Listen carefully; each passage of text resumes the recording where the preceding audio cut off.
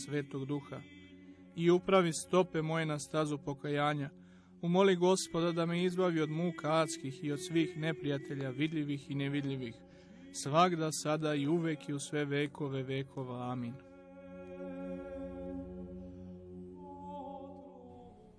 Poštovani gledalci, ovoga jutra je sa nama u studiju autor brenda pravoslavnih haljina Zora, Zorica Miljković.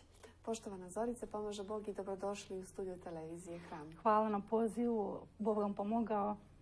Lepo je čuti da postoje u Srbiji pravoslavne haljine, nešto da kažem netipično. Odakle vam inspiracija da započnete izradu pravoslavnih haljina, haljina za crkvu? Da, pa od uvek su žene imale problem sa izborom garderobe koji će nositi u crkvu, tako da sam želela da stvorim, da napravim haljine koje će biti posebno za odlazak u crkvu. Jednom prilikom moj komšija je rekao, zašto ti njih ne praviš? Zašto ti ne šiješ te haljine kad već imate taj problem i sa izborom? I onda sam zamislila, to je dobra ideja.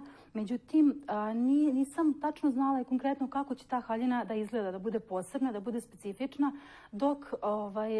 dok nisam prisustvovala rukopoloženju mog bratanca. To je bio jedan mnogo lep i divan događaj. Tada sam videla kada su vladika i sveštenici bili tako divno obučeni, imali su tako svečane odežde. Tada sam videla u stvari koliko je to sve svečano i dostojanstveno izgleda i onda sam poželjela da i žene imaju takvu lepu garderobu koji bi uveličali taj događaj. Tako da mi je tad došla ideja za te baš svečane haljine za odlazak u crkvu. Postoje dve kolekcije, Vera i koreni i pravoslavna mačvanka. Samo ime kaže da su ukorenjene u tradiciji, zbog čega je to važno. Da.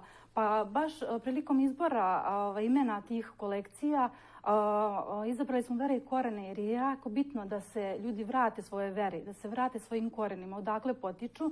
A pravoslavna mačvanka je spoj narodne nošnje mačve u savremenim krojevima kojima sam želela da pokažem kako i da iznesem u stvari tradiciju mesta odakle potičem. To je jedno selo Glušci i ceo taj mačvanski kraj.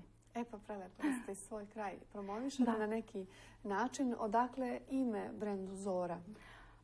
Zora, pa to je skraćenica od mog imena Zorica, a takođe i početak dana, svitanje i najlepši deo dana je u stvari Zora. A druge haljine mi smo mogli da vidimo da imaju razna imena. Kako su nastale nazivi za haljine? Da, to je isto jako zanimljivo jer je svaka haljina posebna i dobila je ime po svakoj posebnoj ženi koja je bila u mom životu. Znači dobili su po mojoj majci Ruža, po mojoj babi Milija, tetkama Živka, Zagorka, Radojka i po sestrama, po celoj ženskoj liniji našoj dobili su imena, po svim ženama iz naše familije. Dakle, haljine nisu samo odevni predmet, da kažem, one su jedna vrsta umetnosti. Koliko recimo traje izrada jedne vaše haljine? Sama izrada haljine traje nekih 10 dana, ali sama ta ideja i ceo koncept toga je trajao mesecima. Meseci su mi bili potrebni da osmislim svaki detalj, svaku haljinu, kako će da izgleda. Bukvalno je trebalo nekih 5-6 meseci da krene do izrade i onda sama izrada je trajala isto 10 dana po haljini. Dakle, prvo nacrtate model, pretpostavljam, potom i boju i materijale birate. Pa da, trake posebno, jer svaka traka je posebna zaista i treba uklopiti i boju i traku i da to model, tako da je tako. A kome najveća podrška u radu? Najveća podrška u radu je naravno, kao i svima, porodica. Da. Porodica je najveća podrška. Nažalost, moji roditelji su upokojili, ali imam brata i njegovu porodicu koji su mi stvarno velika podrška, pogotovo moja bratanica Ivana koja je od samog početka sa mnom i stvarno daje maksimum od sebe.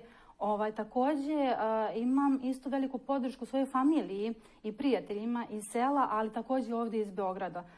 Njih zaista pozdravljam puno jer su mi bili baš ogromna podrška i na početku i sada, tako da... Neprestano uz vas. Da, uvek.